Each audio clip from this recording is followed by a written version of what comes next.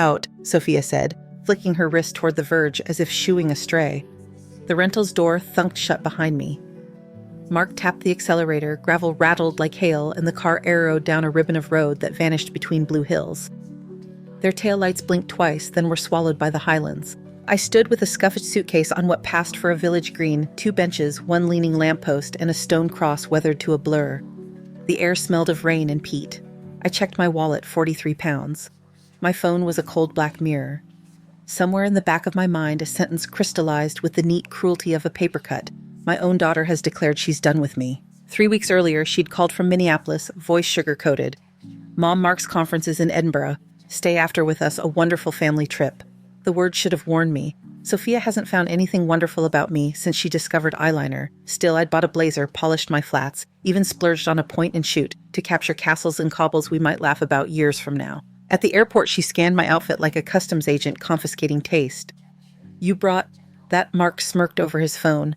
At least she matches the museums. I smiled, paid for dinners I didn't choose, nodded when they booked separate rooms because everyone needs space, and told myself I was lucky to be included. The Highlands Drive was beautiful heather like spilled paint, a river knitting silver through rocks. I sat in back, photographing Bridges' sheep clouds like sails. Can you not? Sophia snapped, twisting around. You're shaking the car. I said I was keeping memories. For your non-existent Instagram. Mark laughed at his own line. Then, Sophia lowered her voice into the tone she reserves for ultimatums. We need to talk about boundaries, Eleanor. You're always there. It's suffocating. 5 minutes later, I was on the grass. Wind lifted my hair. I counted breaths, then needs a phone, a roof, a plan. The post office was padlocked. A general store had a closed sign that looked permanent. From up the lane came music fiddle, a low drum of voice. I followed it to a squat building with a carved stag over the door, the Stag and Thistle Inn and public house. Conversation died when I stepped in. 7 faces, all local. Evening, I managed. I'm in a bit of trouble. May I use a phone? The woman behind the bar, gray streaks tucked behind one ear, assessed me without malice. American, are you? I'm Isla. Sit. We'll sort it. Tea appeared dark and fortifying. Buses, I asked. Not from Glen Bray, she said. Taxi will cost more than you've got. But I have a small room upstairs, clean warm. 20 breakfast included. Relief staggered me. And an adapter, she added, producing one from a drawer like a magician's coin. While my phone revived, I explained gently at first, then in a rush, how a conference became a holiday, became a desertion. Isla listened the way good nurses and good bartenders do, eyes steady, hands quiet. The phone thrummed awake into a swarm of text alerts. Unusual activity. Please confirm. Debit declined. I called the bank.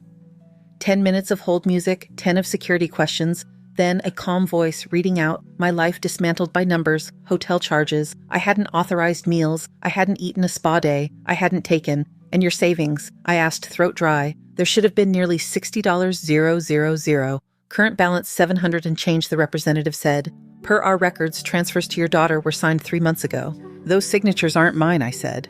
The room tilted. I gripped the bar rail. Isla topped off my tea. That, she said, gentle, turning firm, is financial abuse. Because its family doesn't make it smaller.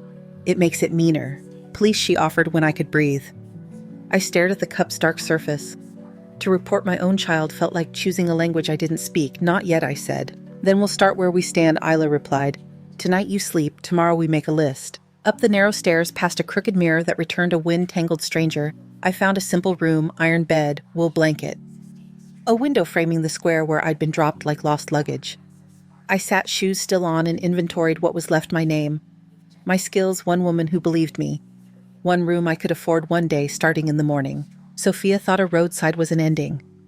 I curled under the blanket and for the first time that day let the anger cool into something harder. Endings are tidy. What she gave me was a starting line. Isla rapped on my door with 2 knuckles and a mug that smelled like a promise. Up you get, she said. You'll feel better if your hands are busy. We ate porridge at the bar while mist dragged itself along the eaves outside. When she finished her tea, Isla lifted a key from a nail behind the till, a long iron thing like it belonged to a castle, and crooked a finger at me. We went out the back, through a wicket gate, along a path of flattened nettles that led to a squat slate-roofed building I hadn't noticed the night before. The old wool store, she said, working the lock. Callum's grandfather kept fleeces here back when Glen Bray still shipped bales down to Glasgow. Later it became a catch-all. People move, someone dies, and the things with nowhere to go end up with me. I've not had the heart or the back to sort it. The door swung inward with a sigh of dust. Cool air folded around us, smelling of lanolin dry paper, the faint sweetness of aged timber. Sunlight fell in panels through high cobwebbed windows and came to rest on shapes draped in old sheets chairs with proud shoulders, the hump of a chest frames leaning throat to throat. There was a hush to the place, the quiet of held breath. We pulled at the nearest sheet and a sideboard revealed itself oak hand-cut dovetails, brass pulls dulled to a patient brown. My fingers did what they always do around old things they followed. The grain took the measure of joints, looked for old repairs. I didn't know I was smiling until Isla did. "You've done this before," she said. "A lifetime ago." The words came before I could swallow them.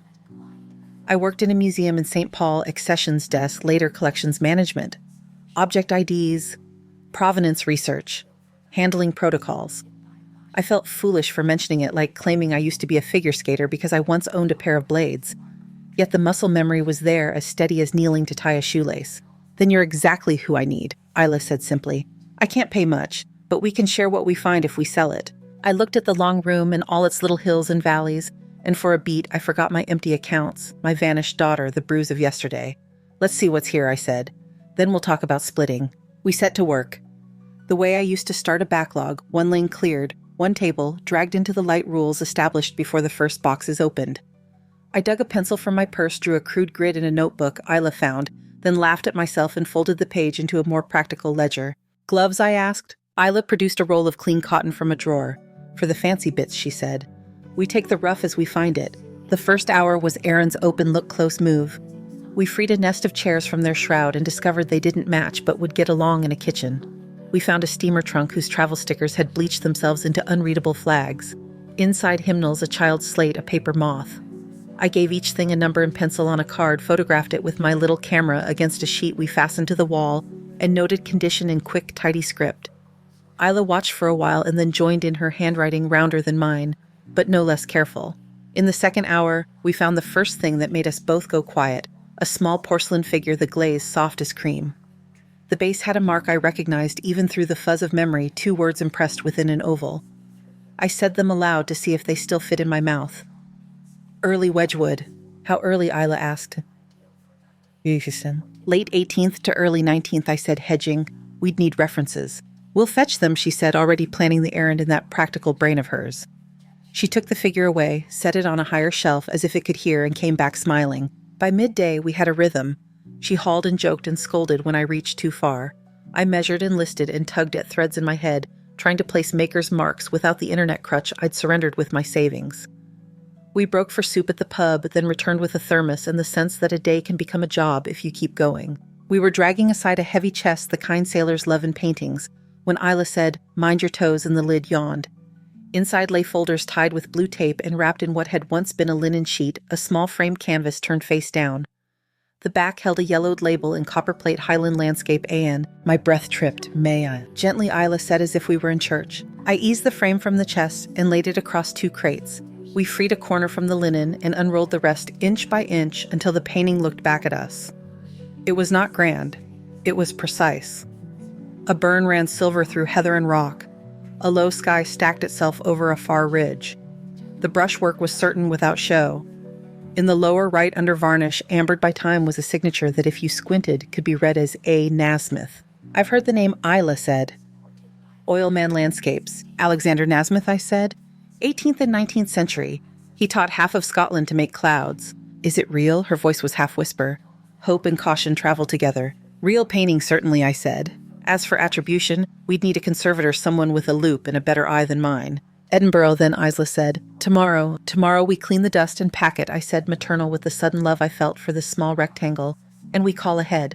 That night, I searched by phone at a tiny table in my room, mooching the pub's Wi-Fi with Isla's blessing.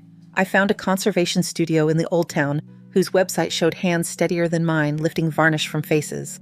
I wrote an email that walked the line between earnest and ridiculous and sent it, then slept the sleep of a person whose day has been real. The conservator replied at dawn. "Bring it," she wrote, "Wednesday 10:00. We wrapped the painting in acid-free paper Isla had gotten with a batch of dresses years ago, and then inside a duvet we didn't care about. Isla drove the Land Rover like it was a stubborn pony coaxing it past sheep that believed the road was theirs, which perhaps it was. The city rose out of drizzle as cities do, indifferent and complicated. The studio smelled like citrus and chalk and the faint metallic hope of careful work. Dr. Katrina Murray was the sort of person who makes you stand up straighter without knowing why, gray hair and a severe twist jumper the color of lichen blue eyes like a clean lake. She and an assistant set the painting on an easel and turned on the big lamps. She peered through a loop. She leaned back. She peered again. "You've not been unkind to it," she said. "That's a mercy." "Is it?" Isla began. "Possibly," Dr. Murray said, not unkindly. "Let me have a look under the varnish and we'll speak of it more honestly." We took stools and didn't speak while she lifted a corner of old varnish with a swab and patience, rolling it away in honeyed skeins. The color under it woke like a person coming out of anesthesia, the stream brighter, the heather less tired. When she was satisfied, she reached for ultraviolet, then infrared, then something that hummed and looked through the paint without touching it. At last, she set her tools aside. "I'm comfortable saying mid-period Nasmyth," she said. "School at the very least, hand likely his. The pigments fit, the hand makes sense. The composition is one he loved, and the signature under varnish reads as his rather than later mischief. There's one catch." "Always," Isla said. "The back bears no dealer's labels, no exhibition stickers." "Nothing that tells an easy tale," Dr. Murray said. "If you plan to sell someone, we'll ask where he's been since he left the studio. That history matters." "Provenance," I heard myself say in the tone I used to use in meetings when donors bristled at the word. She gave me a quick look that measured and then approved. "Exactly. Paintings are like people. Some have tidy papers, some have complicated pasts, some went missing for a while. Yours is not disreputable. It is simply quiet. We can help with cleaning and a condition report. The chain of ownership is for you to build." We left the painting for a surface clean and walked out into a morning that had remembered itself into sunshine. Isla bought me a sausage roll the size of my forearm and a bottle of water I forgot to open. We spoke little on the drive back. My mind was busier than the road. The folders with blue tape waited where we'd left them. I cut the tape and took out brittle sheets written in a clerk's neat hand item lists from house clearances and small estate auctions, mostly in the 1960s and 70s. A few pages were older edges nibbled by time. One list carried a typed heading, "Contents of Glen Arden House Removal 1952. There, 3/4 down, I found a line that pulled me closer to the page. "Landscape Highlands, small Anne gifted to Miss Emma McInnes, departing witness R. McInnes, J. McCrae." I read it aloud. "Gifted," Isla said. "Departing makes it sound like she was emigrating," I said. "There's a name, M. McInnes. If she took personal effects with her when she left, and those effects were later stored here, because she came back and left them." Isla finished less as a supposition than as something she could feel in her bones. Callum's grandfather did store things for friends. His pockets were holes where money fell through, but his word was good. We went hunting in the papers for more McInnes. It's always the way with archives: you find a thing, then you find it again in somebody else's hand, slightly wrong but close enough to help. We found a postcard from a Margaret McInnes to a Mrs. McCrae in 1954. We reached Minneapolis safely. The baby is a marvel. I miss the smell of peat. We found a photograph that could have been of anyone, two women in a pram, in front of a stone porch, but on the back, someone had written "Peggy off to America, 1952. I pressed the picture to the light the way you do with old photos, as if more truth might bleed through. "I had a great-grandmother, Margaret," I said slowly. "My grandmother used to say she was born in Scotland, but the story was always smoke names, half-remembered towns that changed spelling every time they were told." Isla rested her palm on the table. "It would be something," she said, "if your feet found their way back to your own floorboards." We worked until the light got tired. We ate in the pub with the locals looking in on us from the corner of their eyes, pleased to be pretending not to look. I went upstairs and lay awake wondering how to chase a paper ghost across an ocean in 70 years. Exhaustion must have found me because I woke to the thump of mail through the pub's front slot and the smell of bacon. After breakfast, I wrote the local Heritage Society, then the registrar's office in Inverness, then a librarian who once saved me from misfiling an entire drawer of accession cards. I wrote my sister too short. "Do we have anything official on great-grandmother Margaret's birth long shot?" The emails felt like folding messages into bottles and tossing them into the Moray Firth. The answer arrived as a man in a tweed coat. He stood in the doorway of the pub mid-afternoon and took off his cap like a person in a photograph from the 1940s. "Looking for Eleanor Caldwell," he said. "Name's Duncan McInnes." Isla's eyes cut to mine quick and sharp. "You found her," she said. "Sit yourself." He did his hands neat on the table. "Word moves quicker up here than the post," he said. "My niece is a clerk at the registry. She saw inquiries about a Margaret McInnes 1920s. She rang me and I said I'd come myself. We don't often get Americans looking for our aunties." He opened a manila folder the way a person opens a box that has been under a bed too long. Inside were copies clean official of a birth certificate from 1901, a marriage record from 1921, a passenger manifest from 1952 listing Mairead McInnes Caldwell, and an infant destination Minneapolis. There was also a page from a ledger, effects bestowed to Miss M. McInnes upon marriage, 1 chest household linens, assorted china, 1 landscape of the Highlands by A. Nasmith. My mouth went dry. May I? He slid the papers toward me, and I took them the way you take a baby, awkward, reverent, afraid of your own hands. My grandfather kept a note of the items he gave his sister when she married, Duncan said. He wrote down what she left with him again when she returned a widow for a spell. After she went back to America with the new husband and child, she said the lot could stay. Some was used by family, some stored with neighbors. When the last of us who remembered the details died, the papers drifted. I've been tidying since my own diagnosis.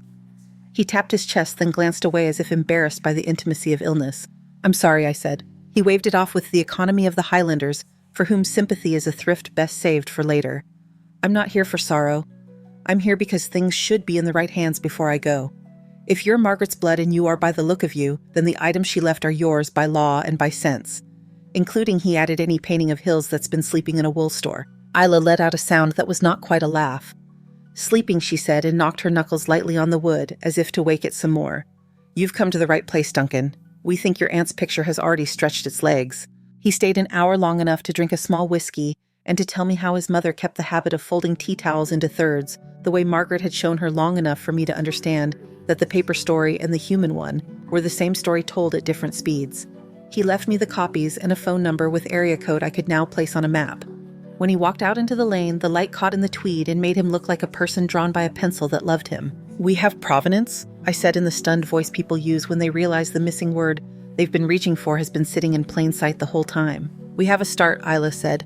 Provenance is a ladder. We've got 3 rungs. That's enough to climb. We brought the painting home from the conservator with a clean surface and a report in a plastic sleeve that made me feel important. Dr. Murray's letter said the things letters should say. Medium supports evidence of age, absence of later overpainting. She did not use the word authentic because no honest person does, without breathing between the syllables, but she said enough to let a good house take the piece. We thought about which house. We could have rung one of the big London names, whose catalogs make you feel poor and glossy at the same time, but Isla wanted the commission to go to someone who would stop by for a cup of tea when it was over. We wrote Granton and Gray, an Edinburgh firm old enough to be respectable and hungry enough to be brave. Their specialist drove up to Glenbrae on a Thursday that smelled of rain. He saw the painting and went quiet in the right way, wrote down what I told him about Margaret, and asked permission to speak to Dr. Murray. He said the number that would look conservative in a printed estimate and sound bold in a kitchen, 15 to 20,000, he said, assuming we present it right. Present it right. Isla repeated later, practicing the phrase, the way a singer warms a note. We'll need the room tidy, lighting, labels that don't look like they came from a school fair. Object IDs, I said, grinning despite myself. Mounts for the fragile things, clean glass, a lock on the door that isn't from Macbeth. We spent 3 days making a showroom out of a storeroom. I borrowed a vacuum from the neighbor who distrusts everyone but likes me because I stack plates the way his mother did. Isla borrowed 2 shop lights and a dozen red velvet hangers from cousins who argued about everything except favors. I wrote labels in a consistent hand and printed them on the pub's ancient inkjet, then trimmed them with the sort of concentration that makes hairpins fall out. Between tasks, I found myself walking to the edge of the village and calling my sister. You'll never guess I began, and then told her anyway about the painting, about the documents, about Duncan with his folder, about the feeling I had, when a stranger said my great-grandmother's name the way we never quite had. Do you think Mom knew? Linda asked. No, I said. Or if she did, she forgot on purpose. Some stories don't fit the space you have. They spill and you mop and pretend the floor was always just this clean. We opened the showroom to no fanfare and 3 curious neighbors who pronounced it Bonnie and invented buyers for half the pieces while standing in front of them. A week later, the auction house sent a photographer whose camera made a sound like a promise.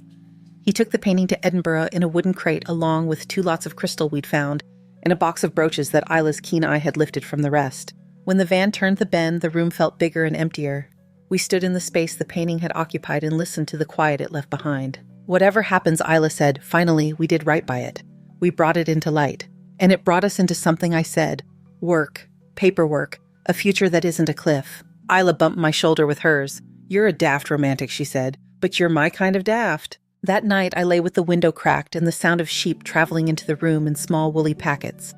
I thought of Margaret Murray on a boat with a baby and a dowry of linens, and one small painting of hills that look like home, even when you are 3 weeks in an ocean away from it.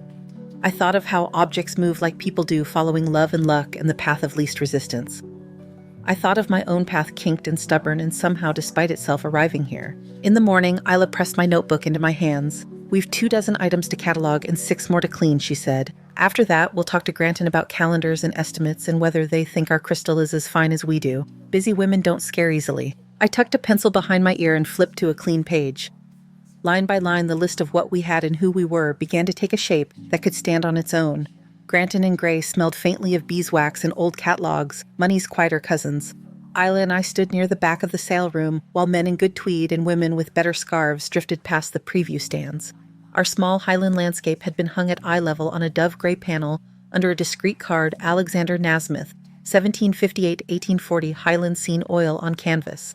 Estimate £15, 000, £20, 000. "It looks different with lights that know what they're doing," Isla whispered. "It looks like it remembers itself," I said, and pretended my palms weren't damp. Lots of glass and silver went first. The auctioneer's cadence winding the room into the rhythm of increments 8, 9, 9, 5, 10. When it was time, he shifted tone the way conductors do before the section everyone came to hear. "Lot 47, he announced. A compact Highland view attributed to Alexander Nasmyth, a composition related to the artist's work of the 1810s. "Condition report available. Shall we begin at 8,000? A hand rose immediately. Another answered from the middle row. The numbers began to climb as if they had always intended to. 12, 15, 19. Someone on a phone bid without blinking. At £22, 000, the room thinned, the air becoming private. At £28, 000, I realized I'd been holding my breath since the first paddle. At £34, 000, the phone bidder dropped. A man with a fountain pen and a woman with a ferocious brooch fenced politely. 38,000, the brooch said. 39, the fountain pen said, not looking away from the painting. 41, said the brooch, almost smiling. Fair warning at 41,000, the auctioneer said, and gave the room that heartbeat of courtesy. His gavel struck wood. Sold. Something unstitched inside me. A thread I hadn't known was drawn taut. Isla's hand found my sleeve and squeezed once. We were quiet not because we were trying to be dignified, but because sometimes joy is a large animal, and you must not startle it. The painting left in the crate with a sticker I couldn't stop reading. The van turned the corner. The sale room emptied. Isla and I celebrated with sandwiches eaten on a windy bench by the Water of Leith, where ducks made small firm decisions and joggers pretended not to be cold. We didn't talk much about money. We talked about frames and the way the sky in our hills had changed after the varnish lifted, and how strange it felt to have done a thing cleanly and well after a stretch of life where the best you could say was that you had survived it. The sale wasn't a miracle. It was a gate. The crystal went over the estimate a fortnight later. The brooches did better than sense suggested. A set of Regency chairs brought an argument that spiced the room. Retainers cleared invoices, paid our share, landed in an account that had my name on it and nobody else's. We didn't fling the doors of Glenbray's wool store open and declare it a gallery, but we moved like people who now had calendar and margin enough to improve a place. Isla's nephew came down from Inverness with a ladder and the kind of competence that makes a person look like a lighthouse. He rigged simple track lights and showed us how to aim them so glass didn't glare. I rewrote labels that had been informative and made them gentle instead. We rearranged the better things near the front and the needs work at the back and invented a visitor's book for the handful of curious Edinburghers who now made the drive because a junior specialist had murmured worth the trip over a desk somewhere. A little piece appeared in a regional paper, 3 paragraphs and a photograph in which Isla looked like a warrior who had agreed to hold a teacup as a favor. I looked tidy and astonished. The caption called us a Highland pair breathing new life into old things. We laughed at it and kept a copy under the till because everyone is 11 years old around clippings. The days acquired shape. Mornings were still for cataloging, Isla hauling me measuring. Both of us inventing ever stranger contortions to read stamps under wardrobes. Afternoons went to research factory histories, family names, the anorak thrill of finding a matching border on a plate in a book that smelled of basements. Evenings belonged to the pub where regulars began referring to the museum with a proud roll of the shoulders. 2 months after the Nasmyth sale, the phone rang while we were closing shutters. I didn't recognize the number. I recognized the voice. Mom. Sophia hadn't called me since Glenbray took me in. She used to announce herself with cheerfulness like tinfoil. Now she sounded thin cotton that's been washed out of shape. Hello, Sophia, I said, and slid the bolt into place 1 notch slower than necessary. I've been trying to reach you, she said. New numbers, new emails. You were hard to find. You were not, I said and heard Isla's quiet scrape of chair in the back room. The sound of a person deciding to keep her distance and attend at the same time. I saw an article, Sophia rushed on. About a painting. About you. She caught herself. I'm happy for you. That sounds good. The phrasing was careful, as if someone had told her what the words should be, and she was checking them against a list.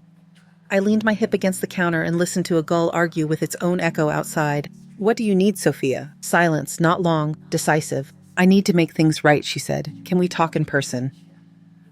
We could come, the kids miss you. For a moment, the room moved just a fraction, as if the floorboards had remembered the sea. I pictured a gap-toothed grin and a boy's solemn nod, two faces that had nothing to do with bank forms or the tone Sophia used when she wanted to turn wanting into virtue. Isla's number is public, I said. The village has 2 places to sleep above a certain standard. If you come, you won't be staying with me. That's fair, Sophia said quickly. Thank you. When I hung up, Isla came through the doorway carrying the cloth we use for the bar's brass.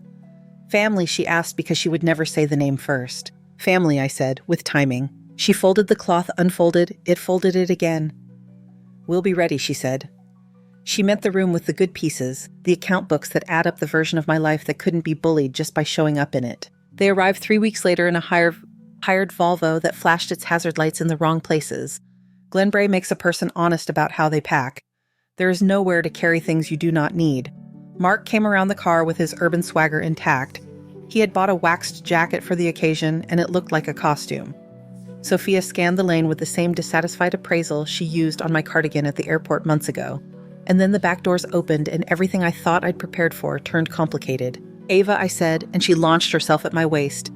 No hesitation the way small girls will fling their entire future at you and assume you will catch it.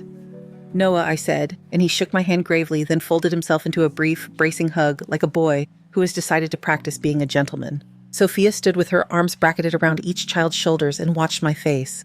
Whatever she saw there soothed her enough to attempt a smile that reached the eyes almost convincingly. This is it, she asked, peeking past me toward the converted wool store. This is it, I said. Come see. I gave the tour I give to visitors who didn't come to buy, but might leave believing that having this place in the world was somehow practical.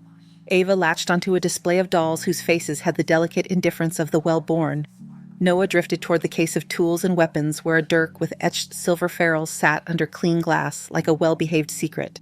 Is that real? He asked. It belonged to a Highland family whose name is stitched into half the gravestones.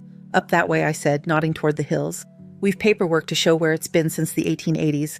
We're sending it to Edinburgh next month. How much is it worth? Sophia asked casually, as if she were asking the weather. Enough that we keep the case locked, Isla said, stepping out of the office the way cats appear from sunbeams suddenly as if the light had built them. I'm Isla. Sophia, my daughter, said, and the 2 women shook hands like people auditioning to be each other's patient. We did the dance of small reunion stories edited for daylight jokes that prove you remember how the other person laughs.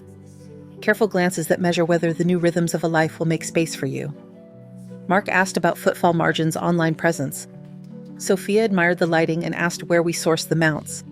She told me she'd started seeing a counselor who specialized in family systems and understood things about her patterns.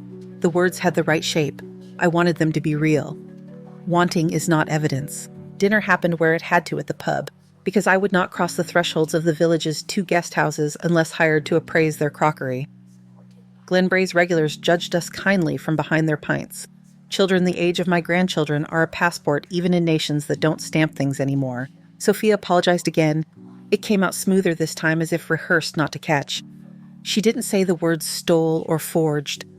She said hurt and broke trust. She said angry and ashamed and want to be better. She talked about the therapist without overusing the therapist, which was almost delicate. Come back with us, she said at the end, while Ava and Noah traded chips and Mark checked his phone to see if the rest of the world had died without telling him. Not forever. Just try. We can clear the spare room. We can fix what we broke. I have work here, I said, and a partnership. You could sell your share, Mark suggested, smiling as if he had solved something. Free up capital, diversify, we could help you invest. You don't want to be locked in a single market at your age. At your age. I looked at Isla, who was polishing a glass with the sort of attention that has saved livelihoods. Let's start with visits, I said, not removals. They walked me back to the lane under a sky clear enough to be a small local miracle. Small towns sleep early. The only voices were ours and those of sheep who believe night is an opinion. Ava hugged me hard enough to hurt. Noah muttered something about the sword and promised to write. Sophia tucked hair behind her ear and let her pupils widen exactly as they used to when she attempted sincerity. "I love you," she said. "I should have said it more." "I know I said because I do." I closed my door behind me and stood very still in the one true silence of old buildings, the kind that seems to remember everyone who's ever shut them. Then a fragment of voices found me through the cracked window. The hotel 200 yards up keeps its smokers in a tidy little pen, and sound carries strange across stone. "Not going to sign anything," Mark was saying, his impatience corkscrewing the end of each sentence.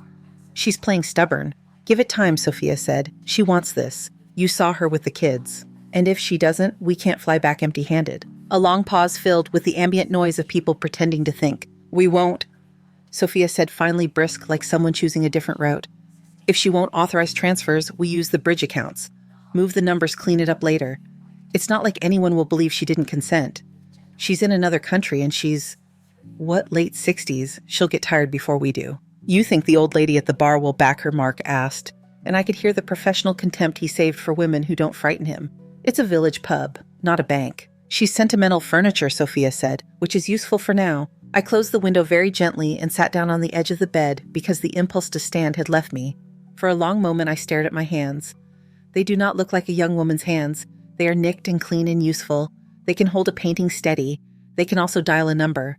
Isla answered on the first ring. I was about to put the kettle on. "Keep it hot," I said. "We've just been moved from maybe to plan." "Ah," she said, and the single syllable contained every swear word and prayer the Highlands have ever braided together. "Come through the back. We'll write things down. We will not let them write us." When I stepped into the pub's kitchen, the kettle was half singing, and Isla had spread a pad of paper on the table with the same neat fussing she uses for the good cutlery before a funeral lunch. She pushed a mug toward me and listened while I repeated what I'd heard, trimming nothing. "Bridge accounts," she said when I finished. "That's a phrase that makes honest people's teeth hurt. It means moving money through places meant to be temporary," I said. "It means building fog." Isla tapped the pad. "Then we need light. Bank people who understand fog. A solicitor who doesn't mind weather." "Duncan's nephew," I said. "James. He'll roll his sleeves up for this." "We'll loop him in at breakfast," Isla said. "Tonight you sleep." I laughed because the sound had to go somewhere. "You sound as if we've just been told a storm's coming and you're assigning shutters." "We live in a place that knows what to do with weather," she said, and reached across the table to touch my sleeve in the exact spot she'd squeezed at the auction house. "They think you're alone. They've built their plan on that. We'll correct their math." I lay awake longer than I meant to, not because fear needed feeding, but because anger was a live wire that made the room hum. It was a clean anger, new to me, no self-blame braided into it, no bargaining. They had a plan. So would I. It wouldn't look the way they thought it would. It would require the same skills I used on catalogs and provenance and small stubborn paintings, patience sequence, a refusal to be hurried into carelessness. Just before sleep, took me an image arrived, uninvited Sophia at 6, holding out a crooked paper crown she'd cut from a cereal box saying, "I made it for you, Mommy, because you're the queen." I felt the old ache, the one that confuses love for obligation and history for fate, reach for me. I let it pass like weather. The next part of the story would not be about what I owed to the past. It would be about what I would not owe to anyone again. Morning would bring paper and coffee and James with his pen. I set my phone on the nightstand where I could grab it without fumbling, as if it were a tool, as if it were a sword. Outside the village slept the selfish, enviable sleep of stone. The hills kept their counsel. The pub below me breathed the steady breath of old timber. Somewhere up the lane, a mother fox yipped, and something in me answered back. In a language I hadn't used in years, "I am not prey." James arrived at 9 with a briefcase that looked like it had opinions. He listened without interrupting while I recited what I'd heard outside the hotel bridge accounts transfer. "She's in another country." When I finished, he opened the case, took out a yellow legal pad, and drew 3 neat boxes. "Box 1A," he said, tapping the first. "Your current business account, untouched. Box 2, a decoy holding account in your name opened at a partner bank with view-only credentials we can share. It will show a pending inbound of 200,000 paper, only no funds to move. Box 3, a monitoring environment the bank's fraud team controls. If anyone attempts to reroute the pending, they'll trigger captures, IP device, timestamps, instruction trails." "Sting without theatrics," Isla said. "Documentation," James said, "not drama." We spent the morning on calls. The bank's fraud officer spoke in the careful present tense of people who build cases. When the subject instructs, if an unauthorized transfer is initiated, evidence secured. By noon, the decoy portal was live with a tasteful banner. Pending credit £200 000. Clearing in 48 to 72 hours. It was a mirage you could stand beside and still be thirsty. I texted Sophia I'm ready to move funds before I fly. Can you and Mark help me avoid fees? The reply arrived in under a minute. Of course. We'll come by after lunch. They came with smiles and a laptop. Mark set it on the table like a magician presenting an empty hat. We'll keep this very simple, he said. First, we open a temporary holding account in dollars to dodge exchange drag. Then we bridge it to a custodial that pays overnight. We'll consolidate once you're stateside. Bridge Isla repeated perfectly neutral and set a plate of shortbread down, as if bribery worked equally on bankers and children. I logged into the decoy. The fake balance floated there, serene. Mark leaned in too close the way men do when they want you to feel the heat of their certainty. See? There it is. Now we'll add the U.S. intermediary. He read out a routing number and a string of digits. His tone the smooth confidence of a man who has practiced sounding professional more than being it. Type that in where it says beneficiary. Good. Now authorization will need your mobile for the code. A message flashed, external beneficiary requires enhanced verification. Please confirm via secure call. James, quiet in the back office, placed the call that the screen promised. A woman's voice, warm and polished, walked me through a script we'd rehearsed. Yes, I recognize the beneficiary name. Yes, I consent to adding it. No, I have not been pressured. Yes, someone is helping me, my son-in-law. His name is Mark. She thanked me, toggled a switch we had agreed on, and added a line, no fraudster likes beneficiary under review. Transfers locked pending compliance. Mark's smile didn't move. The muscles behind it did. All right, he said too brightly. We'll try the backup bridge. He produced a second set of details from an email on his phone, one thumb covering the sender's address. Sometimes the first pass snags. It's compliance. Always compliance, Isla murmured. We repeated the theater. I typed the screen, asked for a call. James placed it, the polite voice. Thanked me. The lock engaged. On the third attempt, new bank, new digits, the portal responded differently. Action restricted. Please visit branch. Case ID 7441M. Mark pulled back as if the laptop had sneezed on him. Systems, he said and laughed a little high. No one understands them. I do, I said and closed the lid. Sophia had been quiet, composing innocence. She reached for my hand. Mom, it's just a hiccup. We can ring their helpline, get this pushed through. The flight is Saturday. We don't have time for law, Isla said softly. Sophia's gaze flicked to her, then back to me. For bureaucracy, for obstacles. We're trying to help. Then help by listening, I said. The account you saw is not real money. It's a recording device with manners. Every number you read aloud is captured. Every instruction, every redirect cataloged. Silence, the kind that exfoliates. Mark recovered first. You can't record me without. No one recorded you, James said, from the doorway, stepping into view with the calm of a man who knows where the floor is. The bank recorded an attempt to engineer a transfer through multiple third-party beneficiaries whose names correspond to entities flagged in 2 prior cases. We have your emails. We have the routing numbers you provided. We have the screens you asked Mrs. Caldwell to fill. Sophia's face did something complicated and ugly and familiar. This is entrap. This is evidence, James said. Mrs. Caldwell invited you to witness a transfer. You attempted to redirect it. If we lodge a complaint, Crown Office will take interest. If we don't, we all get to have lunch sooner. Ava and Noah, God help me, chose that instant to burst through the door with Isla's barmaid triumphant about a puddle they'd conquered. The room distorted around their voices. I crouched, smoothed hair, found 2 faces I would always love, regardless of what the adults near them had chosen. Go with Josie, darlings, Isla said, gentling them toward the kitchen with a plate they hadn't earned. When the door swung shut again, the room remembered its edges. Sophia's eyes were wet. They were also calculating. You'd do this to us, to me. You did this to me, I said. Twice. You're here now because you saw an article with my name under a number. You didn't come for forgiveness. You came for access. I came for my mother, she said, the theatrics falling off the word mother like costume jewelry. Then you can have one, I said. A mother who says no. No to transfers. No to bridges. No to the quiet, constant grammar of theft disguised as care. James placed a single sheet on the table. This is a non-contact undertaking, he said. Sign it, and Mrs. Caldwell declines to pursue charges on the condition you do not attempt to access her account's business or person. Breach it, and today's case file moves across a desk I know well. Mark stared at the paper like it had insulted him. We're not signing anything. Then don't, Isla said. But you'll leave today, and you'll explain to your children why they won't see their grandmother until the Crown has finished with you. Sophia's hand trembled. She looked at me then at the kitchen door where her children's quiet rose and fell like a tide. She took the pen. She signed. Mark scrawled his name with a violence that would not impress a scanner. They left without theatrics, which is to say, they muttered and bumped the doorframe and forgot a scarf. I watched them go from the threshold of a building that had outlived war's recessions and the hubris of men who thought furniture would never go out of style. Then I went back inside, and for the first time since Minnesota stopped bracing, the months that followed fit together like good joints. The Dirk sold well. The buyer wrote us a letter about lineage that Isla read twice and filed under keepers. A journalist came up from Edinburgh and made us sound larger and kinder than we are, which we clipped and laughed over anyway. I took a train south once to speak at a small conference on provenance and trust. I said the only smart thing I know that paper is a form of love. Sophia did not call. No official letter arrived. We had asked it not to. Ava and Noah sent a postcard with a castle on it and no return address. I keep it on the office pinboard under a tack, shaped like a tulip. Some evenings after the last glass has dried, Isla and I sit in the doorway of the wool store with our ankles crossed and the hills doing their slow work of being themselves. We talk about nothing for long stretches. Then Isla will say something like, "Tomorrow the blue plates," and I'll nod as if that were the whole of a plan.